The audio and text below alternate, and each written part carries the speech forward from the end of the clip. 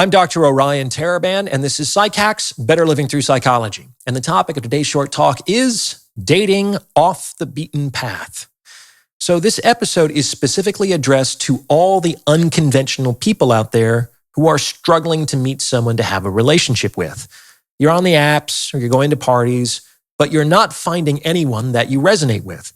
And you're beginning to feel exhausted and hopeless about the whole endeavor. As a very unconventional person myself, I know what that can feel like. And I have some ideas about how to break out of that unfulfilling spiral. The inspiration for this episode was actually an article that I read several years ago. Despite my efforts, I have not yet been able to track it down again, but I'll do my best to summarize what I remember. Basically, the article was written by a young male doctoral student in the math department at MIT.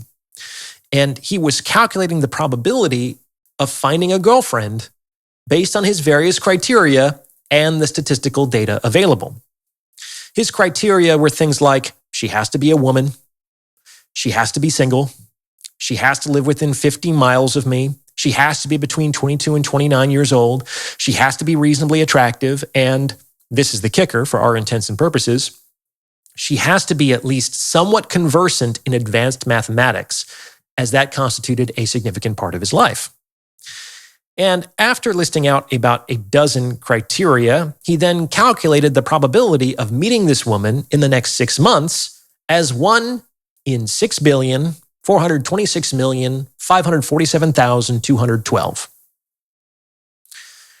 As you might expect, he was not particularly encouraged by this finding. And yet, despite all the odds, the article ends with him finding a girlfriend. Now, you might think, given his calculated odds ratio, how the fuck did that happen? Well, it's actually not that surprising if you think about it. And the answer actually helps to explain why statistics like these can be so useless and misleading. Think about it. If you're looking for a young woman located within 50 miles of MIT who is conversant in advanced mathematics, where do you think you'd be most likely to find her? The bowling alley? Some house party in South Boston? Or, I don't know, the fucking math department at MIT? And that's precisely what happened. The author of the article met a fellow grad student in his department who had an office like 4 doors down from his. They just hadn't yet crossed paths because their schedules were different. Kind of crazy, right? So I understand that this is just anecdotal evidence, but I think it's suggestive. To me, the moral of the story is that if you are in any way unconventional, like you have an unconventional intelligence, or an unconventional lifestyle, or an unconventional religion, or an unconventional interest that is a core part of your identity, then you actually want to go further off the beaten path to meet someone with whom to have a relationship. On the other hand, if you're a conventional person, then you need to go where the masses congregate.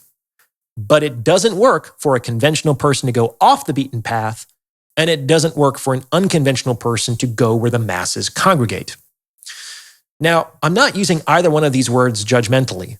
It's not better to be one or the other, and each comes with its own challenges and benefits. However, it's for people to look inside themselves individually to determine which group they fall into.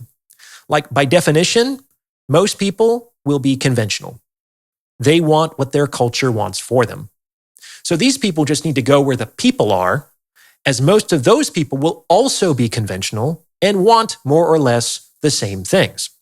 It's not always that simple, but it's far simpler than dating for unconventional people who tend to be more singular and complex. If you appreciate the insights on this channel, I would highly encourage you to get your hands on a copy of my book, The Value of Others. Over the course of 432 pages, I delve deep into my economic model of relationships and explain the behavior of both men and women in the game of mating and dating. I also provide a lot of actionable advice on how to get and keep more of what you want in the sexual marketplace. Once you read The Value of Others, you'll never look at relationships the same way again. Now available in ebook, audiobook, and paperback formats. The links are in the description. If you're unconventional and you go where the people are to date, you're going to hate your life. You're going to feel misaligned with the people you're coming into contact with, which can make you feel even more lonely and isolated than had you just stayed home alone, which could just be what you decide to do the next time you're invited out. Fortunately, there's an alternative beyond going out to the club and staying home by yourself. And that is what lies off the beaten path. This means that you're actually going to want to lean into whatever makes you unconventional even more. And this can be scary for folks because they think, I'm already not having much luck with the people I'm meeting, but isn't it a numbers game? If I go off the beaten path, there will be even fewer people to interact with, so won't that decrease the likelihood of finding what I want? I know it sounds counterintuitive, and it tends to conflict with, let's say, the probabilistic mindset we encountered in the article earlier, but even though you will meet fewer people off the beaten path, the people you meet there will almost certainly be more qualified applicants. This is because they are very likely to be unconventional in many of the same ways that you are unconventional. Like, for example, if you're living in Brooklyn and you are into some esoteric offshoot of vinyasa yoga, then you might need to travel to India and spend some time in an ashram there. And I bet you, dollars to donuts, that if you do so, you'll likely meet some other seekers there who are as committed to the path as you are. I wouldn't even be surprised if some of them traveled from Brooklyn to be there. If you are an unconventional person, you may just have to go halfway around the world to meet someone in your own neighborhood with whom you might be compatible. It's counterintuitive, but it's true. Lean into your particularity. The further you go off the beaten path, the fewer people you'll encounter, but the greater the likelihood that those you do encounter will be worth meeting. Leave the crowds behind and move in the opposite direction. I guarantee that wherever you go, you won't be the first person there. There will already be people there who have gone before you, and more people are likely to arrive in the future. And in my experience, this is where the most interesting people always are. So take a risk and lean into it. At the very least, you know that you'll be doing something that you enjoy, which will also make you more attractive to the people you find there. So it's a no-lose proposition. Happy trails. What do you think? Does this fit with your own experience? Let me know in the comments below. And please send this episode along to someone who might benefit from its message, as it's the word-of-mouth referrals like this that really help to make the channel grow.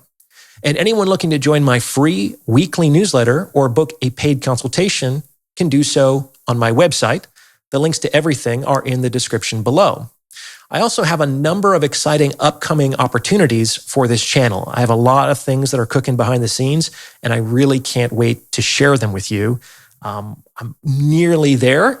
I just ask for a little bit more patience, but they're coming down the pipeline very soon, probably released in Q4 of this year.